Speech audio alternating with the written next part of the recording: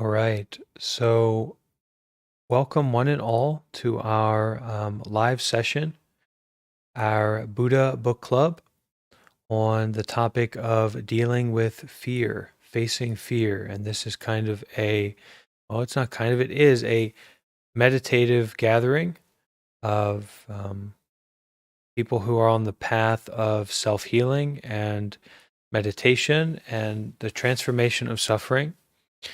And this is a continuation of the book by Thich Nhat Hanh entitled Fear. Um, is it The Wisdom of Getting Through the Storm? Okay, Essential Wisdom for Getting Through the Storm. And we left off yesterday talking about our kind of how we need to recognize and make peace with our ancestors, blood ancestors, parents, grandparents, going back hundreds, thousands of years, and also our spiritual ancestors, and how this is a teaching where we kind of see through the solidity of a separate self.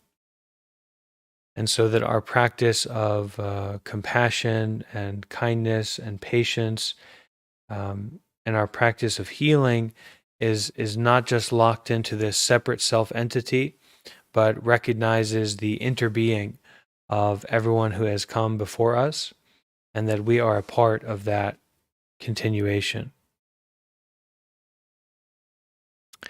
So we will continue with the reading today, but let's start with a few moments to really connect with our breathing and our body and to get settled in this space.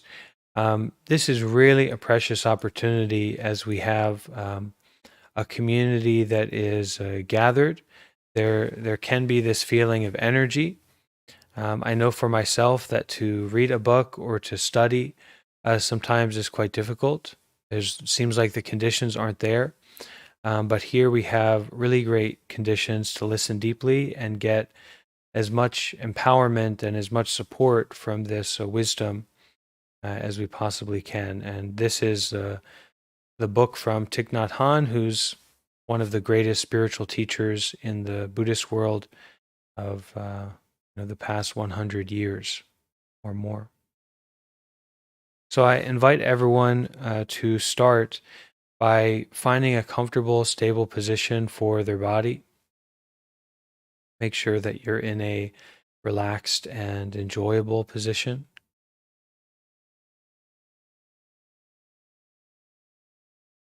And at that time, as you start to get comfortable, you can take a few deep breaths and really bring the mind home to the body. Sometimes in our daily life, the intellect is quite active, and we're thinking about the next place for us to go. And maybe we are a bit worried about where we're coming from, where we're going to, and there's a lot going on. And the mind and our experience can get very heady. It's very intellectual. We're thinking a lot and we're relying on our thinking a lot. So as we just find that comfortable position for our body and start to notice and enjoy our breathing with a few deep breaths, truly bringing the mind home to the body.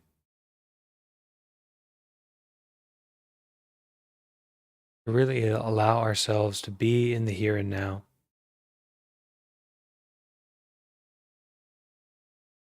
And to open up to the present moment experiencing rather than opening up to our desire or our fear or where we want to go to next, but just a moment, just a little bit of space and time to settle in, find our breathing, find our body, and just enjoy being human, being open at the present moment.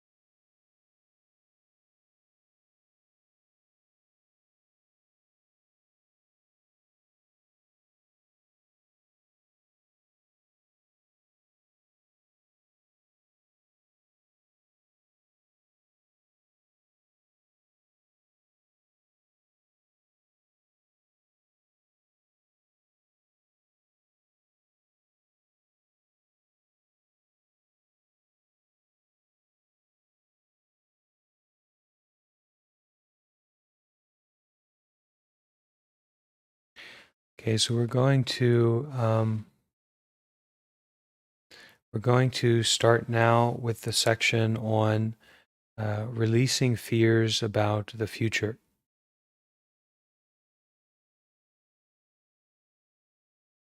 beginning with the 5 remembrances.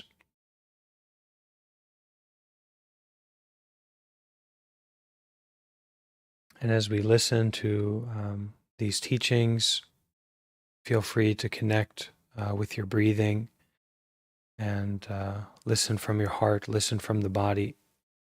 And if you notice it gets too heady or intellectual, just come back to your breathing. At any point as we are going through the reading, if you have a question or if you feel inspired to share something, you can raise your hand or somehow let me know. And there'll also be spaces for people to come up and ask questions and share.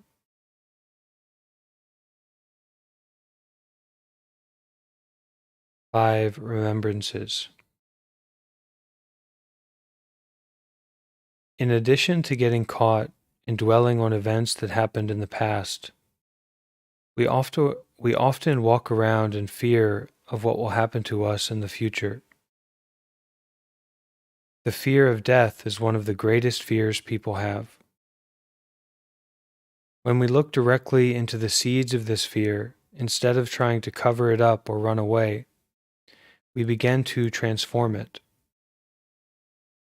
One of the most powerful ways to do this is with the practice of the 5 remembrances. If you breathe slowly and mindfully, in and out, deep and slow, while you say these remembrances to yourself, it will help you look deeply into the nature and roots of your fear. The 5 remembrances are: I am of the nature to grow old. I cannot escape growing old. I am of the nature to have ill health. I cannot escape having ill health. I am of the nature to die. I cannot escape death. All that is dear to me and everyone I love are of the nature to change. There is no way to escape being separated from them. I inherit the results of my acts of body, speech, and mind. My actions are my continuation. Looking deeply at each remembrance and breathing in and out with our awareness of each one, we engage our fear in an empowered way. I am of the nature to grow old. Cannot escape growing old. That is the first remembrance. Breathing in, I know I am of the nature to grow old. Breathing out, I know I cannot escape growing old. We are all afraid of getting old. We don't want to think about it. We want that fear to stay peacefully down there, far away from us. This contemplation comes from the sutra in Anguttara Nikaya. It's an early Buddhist teaching. Surely I will have to grow old. This is a truth that is universal and inevitable. But most of us don't want to acknowledge it, so we live more or less in denial. Yet down deep in the recesses of our minds, we know it's true. When we suppress our fearful thoughts, they continue to fester in the dark. Fester there in the dark. We are driven to consume food, alcohol, movies, in an attempt to forget and keep those thoughts from surfacing in our conscious mind. Running away from our fear ultimately makes us suffer and makes others suffer, and our fear only grows stronger. So even if it may not particularly resonate with you, this fear of dying, So for me, for example, or this fear of growing old, for me, that doesn't strike a very strong chord right away that I'm afraid of growing old, but it is an invitation to go to this deeper sense of looking at my life and how it's going to change. And so these things that I value so strongly of my health and my ability to do certain things, that I'm attached to, a particular way of being, are going to fade away with old age. It's not going to have this same youthful presence. So that invites us to this way of looking deeply and not just staying in a shallow perspective.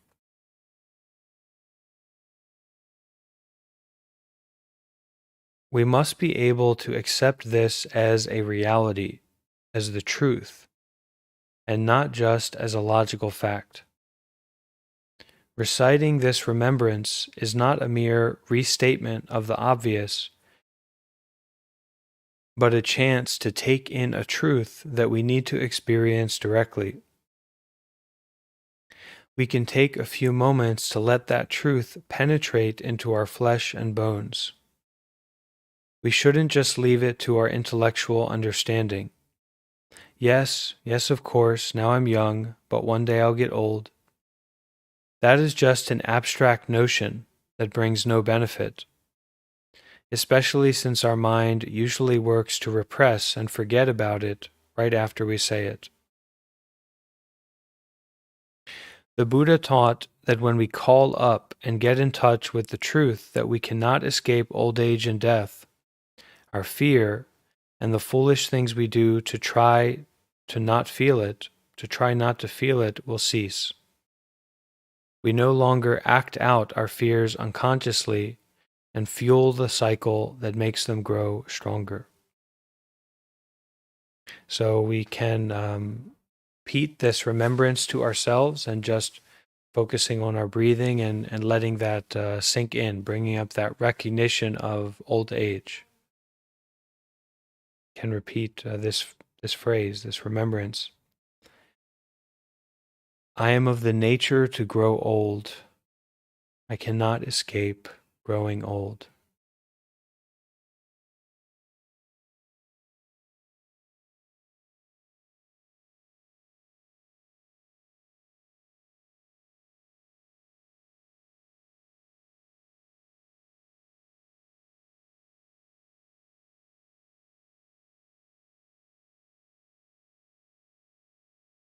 To breathe and face that as a reality, not just a notion, not just this kind of concern that we might have, but that it's a reality, that the nature of this body is to grow old.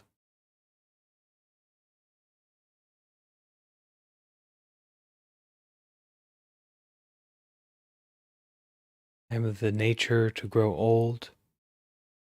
I cannot escape growing old.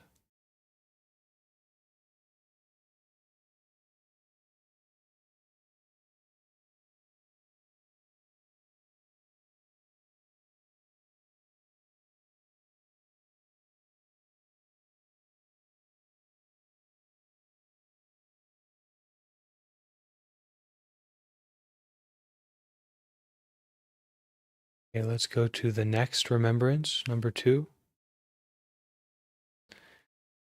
I am of the nature to have ill health. I cannot escape having ill health. The second remembrance recognizes that sickness is a universal phenomena. Breathing in, I know I am of the nature to have ill health. Breathing out, I know I cannot escape having ill health. Siddhartha, as the Buddha was called before he practiced and became enlightened, was one of the strongest young men in Kapilavastu.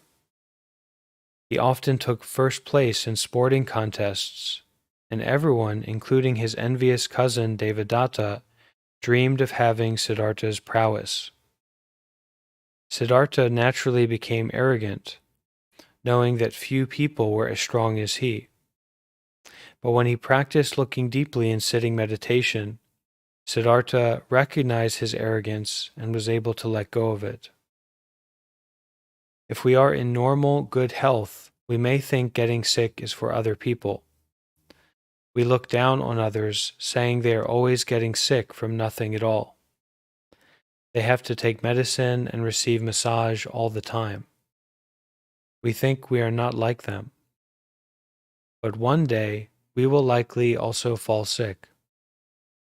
If we are not diligent in contemplating this reality now, then when that day suddenly comes upon us, we won't be able to handle it. Our legs are still strong now. We can run, do walking meditation, play soccer. We can still use our arms to do many things, but most of us aren't making good use of our ability to take good care of others and ourselves. We don't use our energy for the practice of transforming our afflictions and helping to relieve suffering in others and ourselves. One day, we will be lying down in bed, and even if we want nothing more than just to stand up and take one step, we won't be able to do it. That's why we must see right in the present moment that, having a body, surely we will get sick one day. Seeing this, naturally we will drop our arrogance about our good health. The path of right conduct will appear.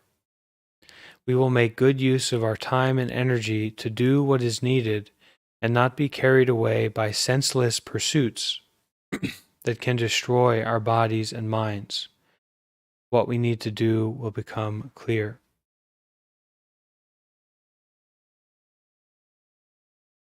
I keep in mind for myself in this reading that this also applies to mental health. Okay, so it it feels quite good to be mentally robust and healthy and in a bright place and a peaceful place, but the nature of us is that we won't always be in that place. Most likely, right? Most likely. And even I found it interesting that Thich Nhat Hanh, he did say here that um, he used that word, one day we will likely also fall sick. So some people may not fall sick. They may just die, right? And then that their continuation or their future is not, they don't have a sickness that they're going to be involved with. They die and then something else will happen. But for most of us, we will go through mental sickness and physical sickness, and that's something to look at and recognize, and we can see through our arrogance about when we do feel strong and how we tend to waste our energy. So to try and use it more skillfully. So we can take a moment to practice with this remembrance as well, and just repeat this phrase and bring up that recognition, bring up that remembrance, and face the feelings that go along with that.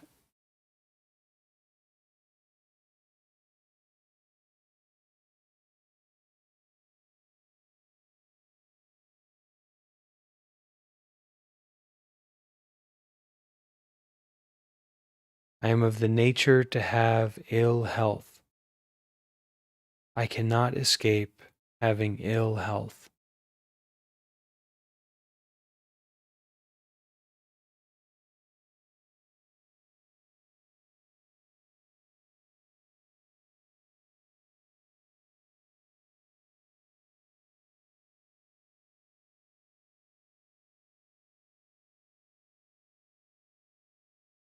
Breathing in, I know I am of the nature to have ill health.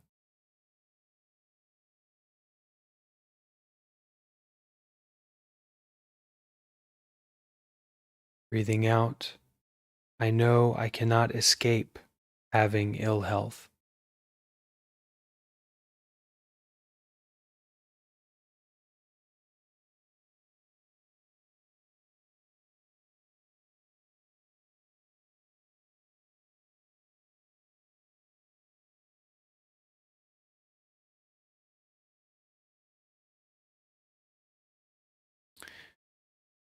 The third remembrance, I am of the nature to die. I cannot escape death. This is the third remembrance. Breathing in, I know it is my nature to die. Breathing out, I know I cannot escape dying.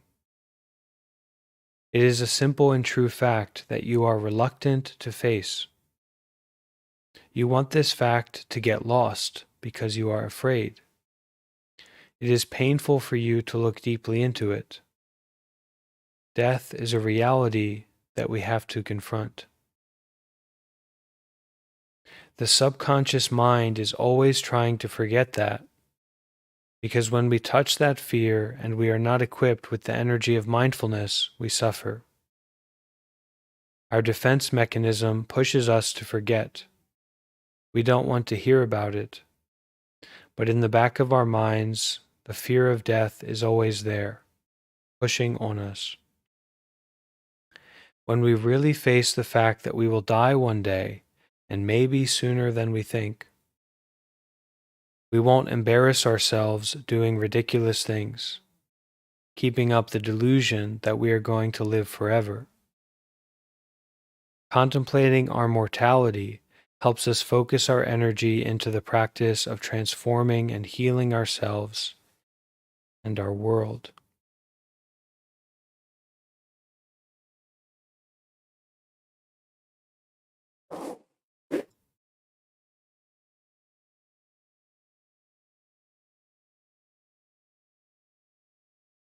So this third remembrance, I am of the nature to die. I cannot escape death.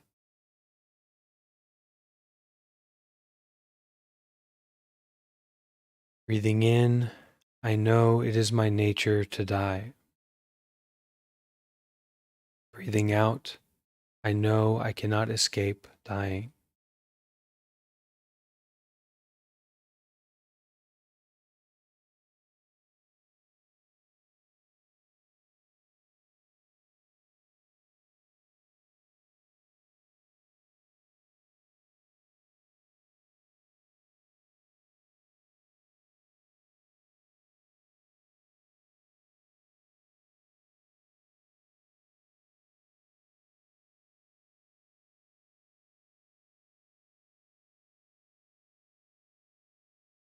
The fourth remembrance, all that is dear to me and everyone I love are of the nature to change. There is no way to escape being separated from them. This is the fourth remembrance. Breathing in, I know that one day I will have to let go of everything and everyone I love. Breathing out, there is no way to bring them along. Everything that I cherish today, I will have to leave behind tomorrow. Whether it is my house, my bank account, my children, or my beautiful partner. Everything that I cherish today, I will have to abandon.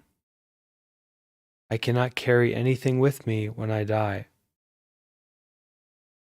This is a scientific truth. What we cherish, what belongs to us today, won't be there tomorrow. We will have to take leave not only of our most cherished objects, but also of the people we love. We cannot take anything or anyone else with us in our death. Yet every day we strive to accumulate more and more money, knowledge, fame, and everything else. Even when we reach 60 or 70 years of age, we keep grasping for more knowledge, money, fame, and power. We know that the mementos and belongings we covet must all be abandoned one day. That's why those in monastic life practice not to collect things. The Buddha said monastics should have only 3 robes, a begging bowl, a water filter, and a sitting mat. and even these few things they also should be prepared to release. The Buddha often said that we should not be attached to even the foot of that tree where we like to sit and sleep. We should be able to sit and sleep at the foot of any tree. Our happiness should not depend on having that particular spot. We must be ready to let go.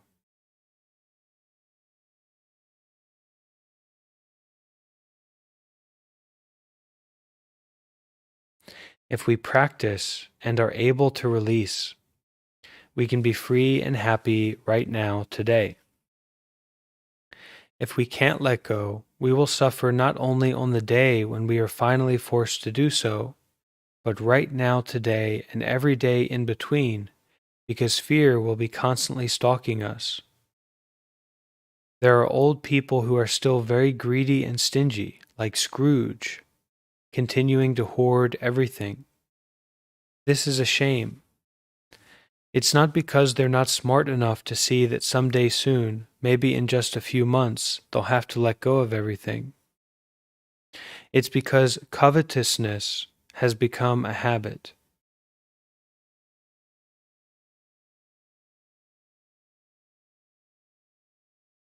Covetousness, this great desire to have something, to hold on to something. Throughout their lives, they have been seeking happiness in accumulating things. Even just 3 months before they pass away, that habit is still strong and prevents them from letting go.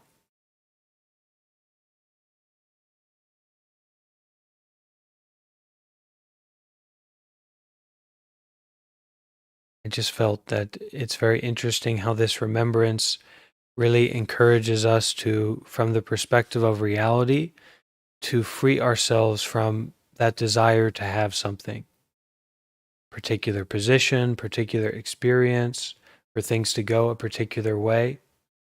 Because even if it does go that way, even if you get it, you will have to let it go because it's your nature to pass away. And I even find that, for myself now, if I want this to go a certain way, I'm stuck. I'm trapped. I'm burdened by that. But if I'm not covetous about it, for my body to feel a certain way, for my mind to be a certain way, for this happening, this experience to go a certain way, then I am free. I am open. So I just felt it was interesting how this remembrance kind of brings me to that point. All that is dear to me and everyone I love are of the nature to change. There is no way to escape being separated from them. There is a Vietnamese legend about a rich man named Tak Sung who was very proud because his storehouse had everything that could be found in the king's storehouse. So storehouse here is just like it sounds, a big garage full of things. He congratulated himself for having as much gold and treasure as the king himself, maybe even more. The king asked Tak Sung one day whether he was sure he was the richer man. Tak Sung was so sure of himself, he wagered that if there was anything in the king's storehouse that wasn't in his own storehouse, he would give everything he owned to the king. This is the arrogance of wealth. With the king's ministers witnessing, the challenge began. Indeed, everything the king displayed, Tak Sung also had. But at the end of the day, there was one thing the king had that Tak Sung didn't have: a broken cooking pot. That broken cooking pot couldn't be used to make soup, but could be used to make fish or tofu dishes. The Minister of Justice declared that Tak Sung had lost his wager. Tak Sung had to deliver on his vow and give all his property to the king. He was so upset that he turned into a lizard, always clicking his tongue. Tisk, tisk, tisk, tisk. We do not want to become Tak Sung. searching for happiness in the accumulation of material things or experiences, right? Accumulation of experiences. The Buddha once told the monastics to look up at the sky at night to see the moon, and he asked them whether they saw how great the moon's happiness was as it traveled in the vast open space. As practitioners, we should allow ourselves to be as free as the moon. If we are attached to obtaining more and more wealth, fame, power, and sex, we lose our freedom.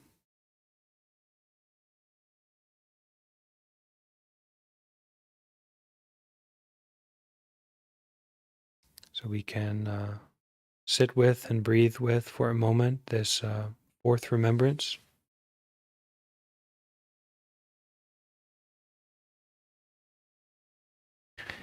And maybe keeping in mind as we breathe and practice with this, this understanding of the happiness of the moon as it traveled in the vast open space, allowing ourselves to be as free as the moon. That if we are attached to obtaining more and more wealth, fame, power, experiences, states of mind, we lose our freedom. And how this remembrance invites us to freedom, not into any kind of dread or worry. You can repeat it inside yourself. All that is dear to me and everyone I love are of the nature to change. There is no way to escape being separated from them.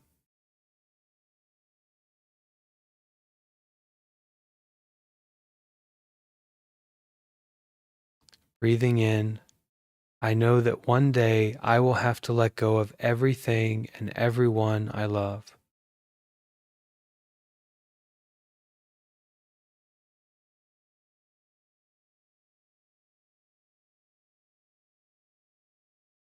Breathing out, there is no way to bring them along.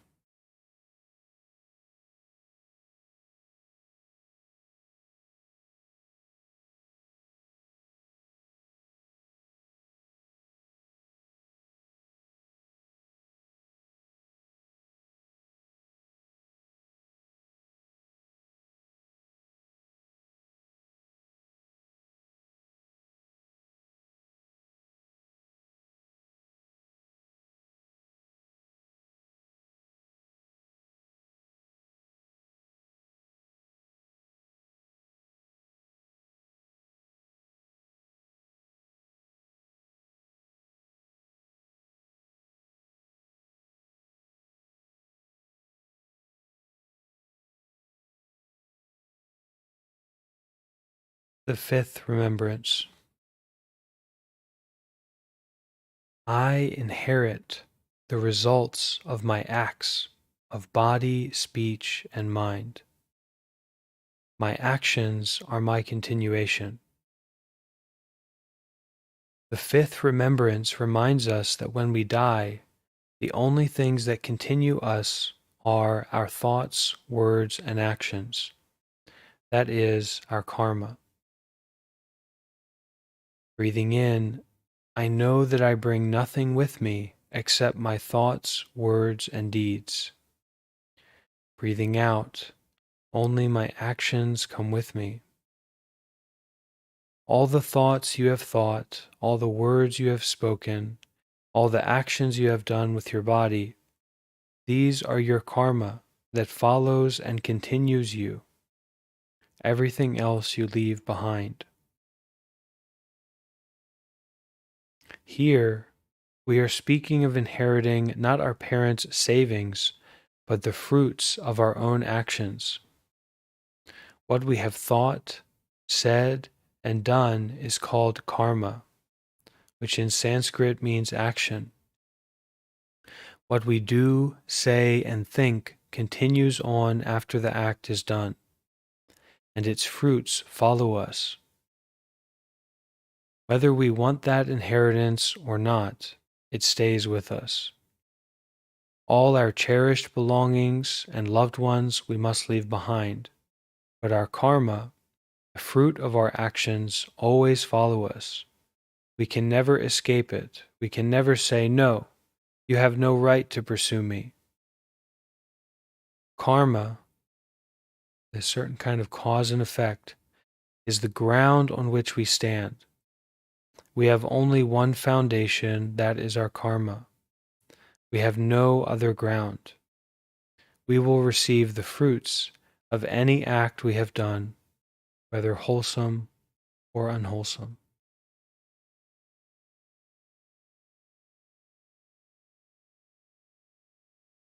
So as practitioners, we take on the responsibility of being a gardener for our mind and our life. And that means that we make mistakes and we get to eat our own fruit. And over time, as we say, oh, this fruit is really bitter, it takes a long time to learn, right? It takes a long time to get skillful at something. But over time, we recognize, wow, I'm poisoning myself. These seeds that I'm planting are poisoning me, weakening me, confusing me, destabilizing me, breaking my own heart. So I need to be more skillful, more careful. I need to take care because this body will dissolve. This mind, this state will dissolve. But these actions, this karma, this cause and effect, these mental actions, physical actions, thought actions, actions of thought will continue. They continue in terms of interdependence, interrelationship, right? We are constantly offering out and spreading out and affecting out with our actions. So this cause and effect continues, even though we can't keep our body with us, we can't keep our mind with us, but these actions, this cause and effect continue. So to be very careful, to prioritize this carefulness, prioritize this recognition. The seeds that I'm planting now will be the fruits that I eat tomorrow. This is my garden.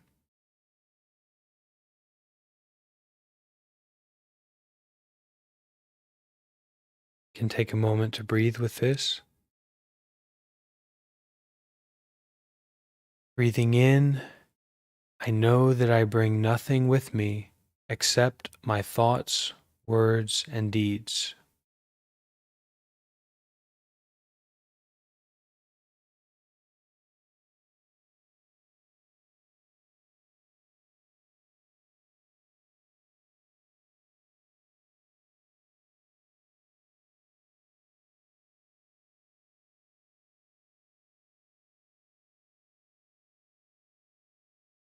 Breathing out, only my actions come with me.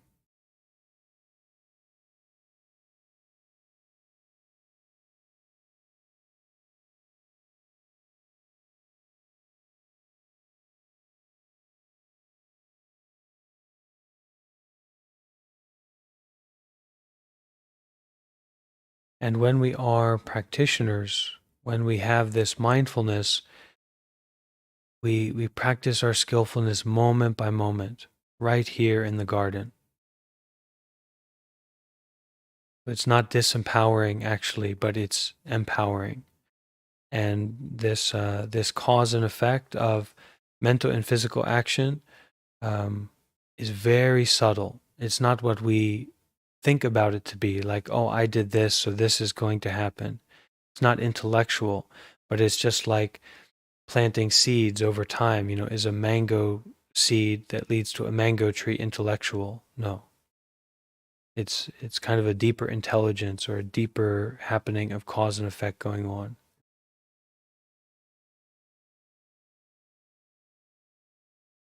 Bringing mindfulness to the seeds of fear. The practice of the 5 remembrances helps us accept many of our deepest fears, such as old age, sickness, and death. as realities, facts that we cannot escape. When we practice accepting these truths, we can realize peace and have the capacity to live conscious, healthy, and compassionate lives, no longer causing suffering to ourselves and others. Invite your fear into consciousness and smile through it. Every time you smile through your fear, it will lose some of its strength. If you try to run away from your pain, there is no way out. Only by looking deeply into the nature of your fear can you find the way out. So we have these coping mechanisms, right? We have these ways of avoidance and pushing away these sufferings that come up, that start to boil up, especially when you're really taking care and getting involved in the garden. That's when you're going to become aware of when you're putting a lot of water in the garden, a lot of attention on your mind, that's when many seeds are going to come up, not just the ones that you want, right? You're going to be aware of sufferings, fears, difficulties. And so when these things come up, we basically have two ways to deal with it. One, we go to our coping mechanisms. We avoid and we avoid and we avoid. And we get stuck in a lot of suffering because we're not actually embracing that fear. We're not inviting that fear.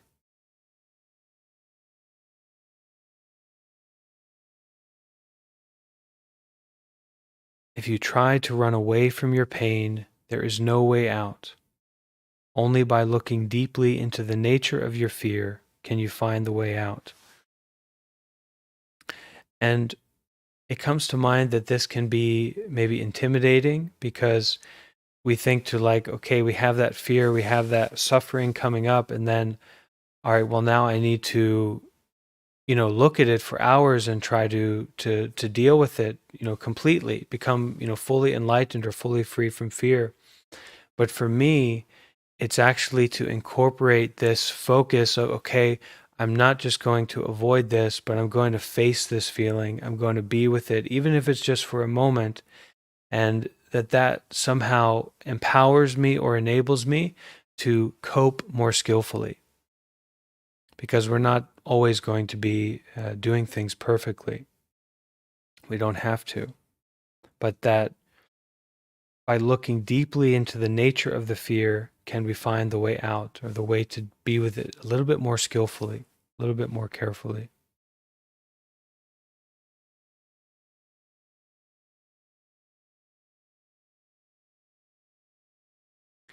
Contemplating the 5 remembrances, we bring mindfulness to the seed of fear in us. The seed of fear is there in us, and if we don't practice embracing it with mindfulness, then every time these truths show themselves, we will feel very uncomfortable. Like ostriches that see a lion, we stick our head in the sand. Using diversions like television, computer games, alcohol, and drugs, we try to ignore the realities of aging, illness, death, and the impermanence of the things we cherish. If we allow ourselves to be overwhelmed by our fears, we will suffer, and the seed of fear in us will grow stronger. But when we are mindful, we use the energy of mindfulness, present moment awareness, to embrace our fear. Every time fear is embraced by mindfulness, the energy of fear decreases before going back down to the depths of our consciousness as a seed. So, this embracing is something that is not as reactive. So actually, you could potentiate your fear, like you become just very overwhelmed by your fear to an extreme point where you're just in a deep state of fear, and somehow you're feeding that. But maybe more often, most of us, most of the time, are able to work skillfully enough to, we're not perpetuating that that fear experience, but we're doing diversional activities. And that is also in reaction to that fear. So we're still watering that seed. We're still feeding it. We're feeding our reactivity to the fear so that it becomes a healthy plant still.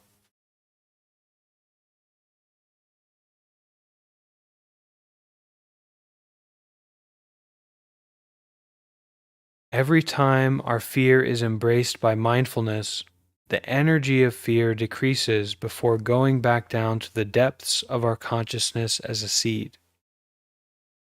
Our consciousness is like a circle in which the bottom part is our store consciousness and the upper part is our mind consciousness. The fear of aging, the fear of illness, the fear of death, the fear of having to let go, and the fear of the consequences of our karma are all there in our store consciousness. We don't want to face our fear, so we try to cover it up, keep it down there in the cellar. We don't like it when somebody or something reminds us of it. We don't want it showing itself in our mind consciousness. Mindfulness is the opposite of this tendency. We must invite these things up into our mind consciousness every day and tell them, "My dear, I am not afraid of you. I am not afraid of my fear. It is my nature to grow old. I cannot escape old age."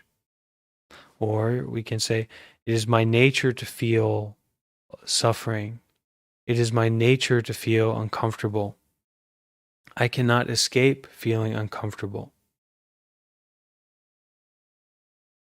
I I really want to try that for myself the next time certain feelings come up. So we must invite these things up into our mind consciousness every day and tell them. And I feel that we do have to kind of invite them up because otherwise they come up in a more sneaky way. They come up and we're not really aware that they're coming up. We say, "Oh, it's my relaxation time," or, "Oh, I've been busy, so now I'm just going to veg out." But actually, it's not just that. It's that fear or that strong desire from deep down is coming up, and we're trying to avoid that, right? We're trying to keep it down in the cellar because we don't want to embrace it or to face it.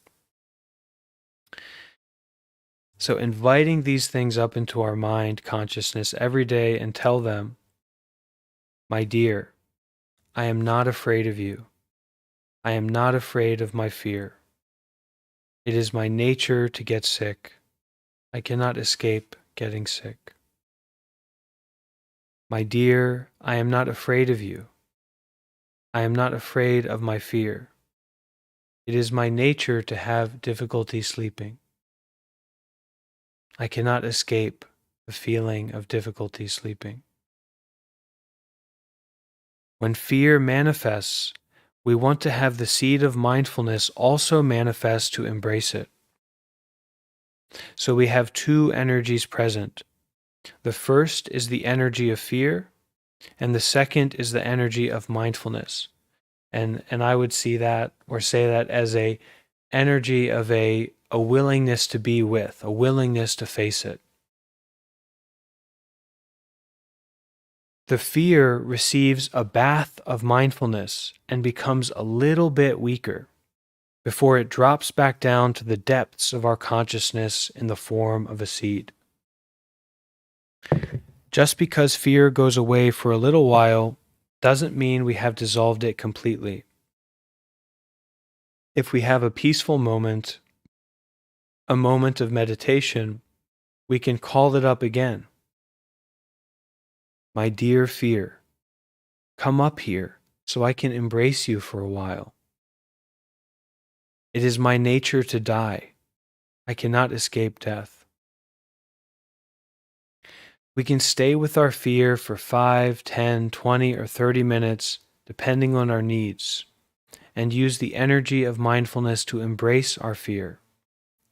Being embraced like that every day, our fear will lose its strength. That's wonderful. I'm really inspired. This is the first time I'm reading it as well, and it's just standing out to me that that seems to be a really viable and vibrant practice. I just hope I can remember to do it, to put it into practice in that way, you know? So let's take some time for people to share maybe something that resonated with them or they got from this reading today, or a question that came up for them, whatever it might be. And looks like let's start with Juniper. Go ahead, Juniper. I'm Juniper. This is my first time being on camera, and I'm very thankful to be here. Thank you. Um, what I've been battling lately is a deep depression. Um, and to hear the words, "I'm of the nature to grow old," it really felt, um, it really hit my heartstrings. Um, there was something said a few meetings back, to said along the lines of every living being wants to live, or something along the lines. I know I butchered it up, but these are words of comfort to me. And while it makes me feel comforted and unafraid of death, it also makes me feel unafraid to live, um, to experience, and to let those experiences be temporary. And I'm very grateful for that and the Sangha and this gathering today. Thank you.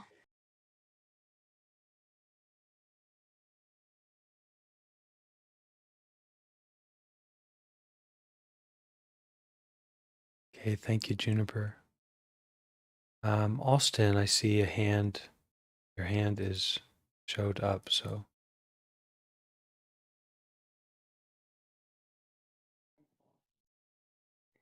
Yeah, I just wanted to say, this particular song has hit me really hard, because I've never heard any of these remembrances, and um, I think when I think about it, it's not so much growing old and death that scares me as much as not living in the meantime, finding myself being 80 years old and thinking back on my life and not remembering anything because I had no experiences. Um, and that has been the last 10 years of my life. I have been trying to find happiness in buying possessions, and distracting myself from my fear of this by just sitting and watching television.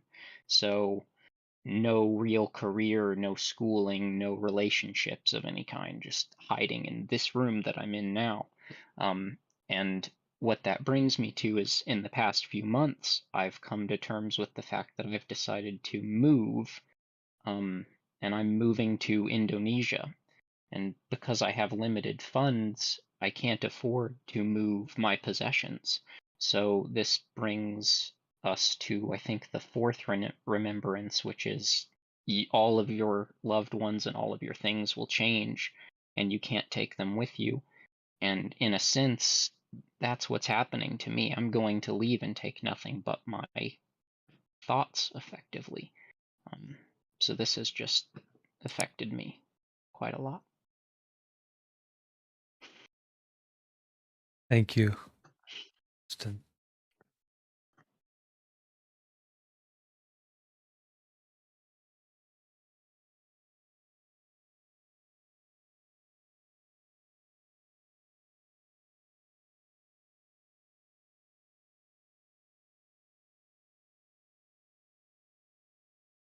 Okay, Morgan. Um, Listening to this content makes me think about reconsidering how I approach the days where um, I just wake up in a grieving state, which is it's like unpredictable, and the way I understand it is that it's part of uh, childhood trauma stuff, and the things that I'm not ashamed to say I go to therapy, and one of the things my therapist told me once is that things that your mind has blocked out, um, they come up they come up later in life for a reason. That's your mind and body saying, okay, now's the time to deal with it. Now's the time where I think I'm safe enough to deal with it. So, I don't know, just putting that in perspective with what we've read here, um, I think maybe there's another way I could deal with my suffering that doesn't include um, like grabbing my cat and huddling under a blanket and turning on my favorite TV show. I feel like that kind of stuff might be avoidance to some degree. Yeah, so thank you. Thank you so much, Morgan.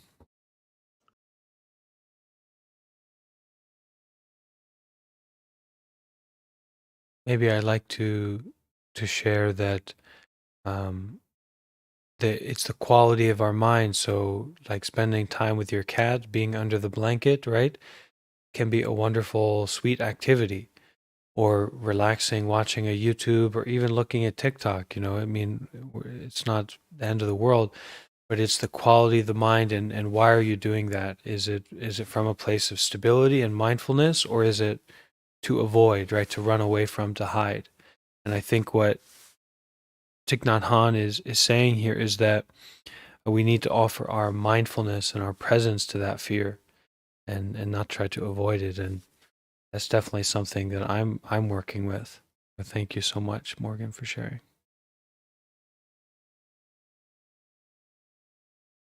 Okay, Houston, you you should be good to go if you want to share. Yes. Um, I appreciate the other people for what I consider their courageousness in sharing the things that they're going through. Um, I also am going through various levels of uh, depression and anxiety, and I'm thankful for uh, these Discord and YouTube um, sharings that you have, Bhante. They have really um, been a light in some places that have been very dark. Um, as you were reading through this, and this might be somewhat about where my depression takes my mind, but I go to certain ideas about people's positions in life. I think about the people I knew growing up who didn't have a lot of money. They grew old, and I wonder how many of these things did they learn that they were just silent about. They may have not even known of the word Buddhism, but they lived such a life where my judgment is they knew that they were going to die. They knew they were going to get old. Um, and just wondering how they and other people that just common people that we don't see or even notice right now alone in their apartment or in a nursing home are are dealing with some of these things. And then I also think about homeless people. what what must they deal with? And if I were homeless, I think these realities would be in my face every day. I think they're in their face every day, and I just wonder how how a person in that situation would deal with that. I and the last thing is, I wonder, does Buddhism, do monks in America and the United States do outreach to hospices, to nursing homes, or to homeless people? That's all I had to share.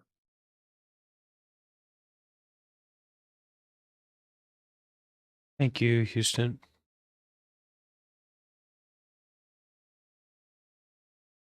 Well, I can say that there is, I'm aware of quite a bit of outreach being done in prisons and some with homeless people as well. But it takes a lot of horsepower to do that kind of work, and there are simply very very few people that have that capacity, and they may already be involved with other things. Um, so really, what I feel is quite special about Sangha, or Sangha, kind of community of practitioners gathering together, is that we can empower one another and we can set the foundation for each one of us as individuals to do that kind of work in a safe way. And actually, I'm aware that some of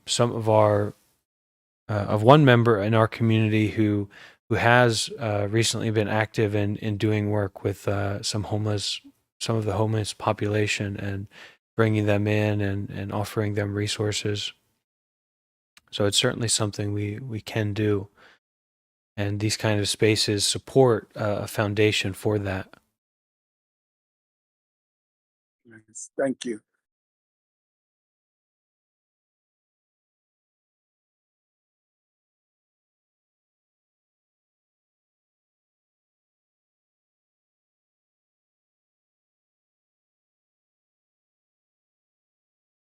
Robert, would you like to read what you wrote? Sounds pretty epic. Oh, sure. Yeah, I can read about it. These last few paragraphs are deeply moving to me as well. And facing You're our a little fears is bit one of the you're a little bit low, Robert. Oh, all right, I'll try a little louder. Yeah, Facing our that's fears better. is some of the most challenging things that we can do. And so what I wrote is to face our fears openly in this way as we are tonight, speaking about our fears, feeling our fears in front of a group is a brave act. And we are like warriors in a way who call up our greatest worries, who are facing some of our greatest challenges. And what I have found is that you may not be able to stay with your fear for 5, 10, or 20 minutes, but if you can hold your fear and even embrace it for 5, 10 seconds, that is a profound step on the journey to healing. And the fact that all of us are here today or tonight, wherever we are, willing to hear these words is also a profound step. And it's something that I hope that after we all depart today or tonight, you draw some healing from, right? That you're with a group or with a sangha who is caring, and we're on this journey together. And I think that's really meaningful to know that even in this virtual space, know that you're not alone, and that you have people facing your fears. Everyone here is on the same path that you are, and I find that really enriching. Thank you. Thank you, Robert.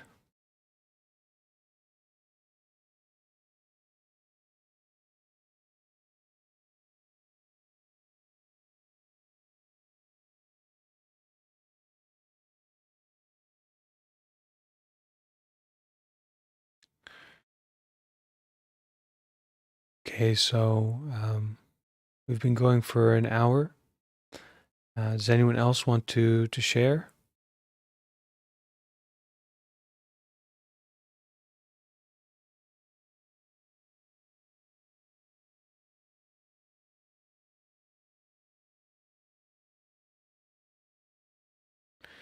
So let's just finish with a kind of a metta prayer.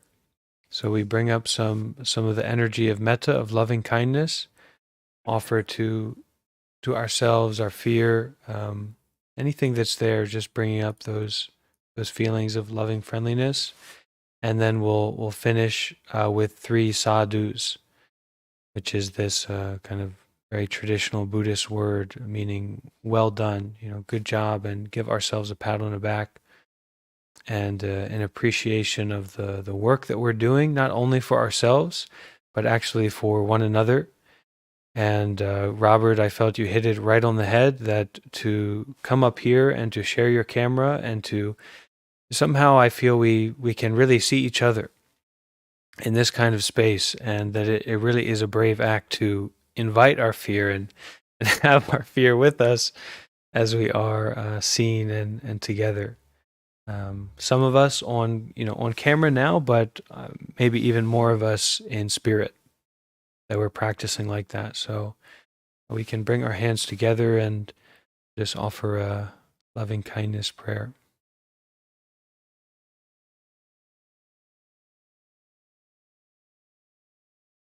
May our bodies and minds be filled with loving kindness and peace.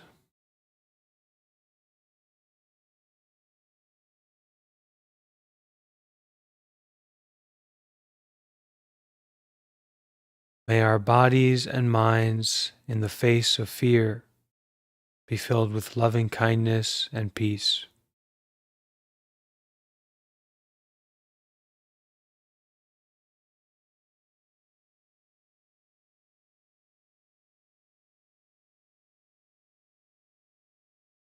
In the face of great fear, may we bring up our mindfulness with loving kindness.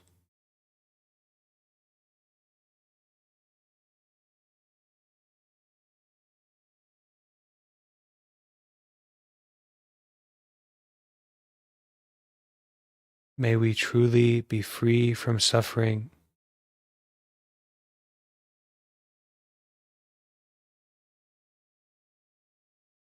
and willing to face what arises without running away.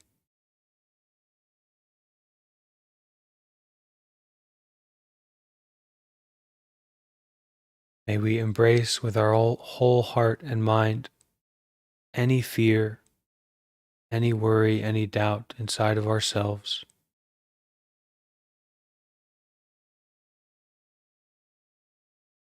May we walk the path continuously. May we all become free.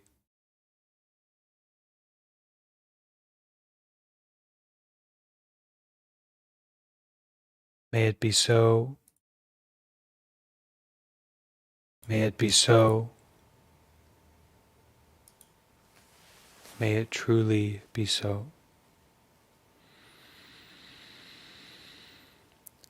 Sadhu.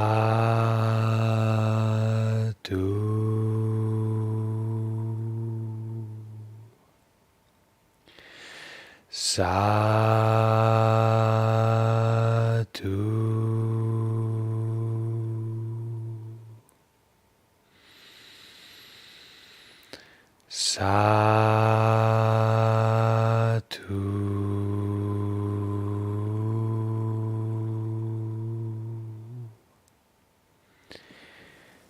And we can all make a deep bow to our practice, to each other, and to our wonderful teacher, Thich Nhat Hanh.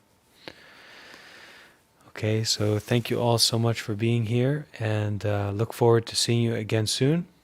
We will continue our schedule and meet tomorrow at the same times, okay? So take care of yourself until then, and see you soon.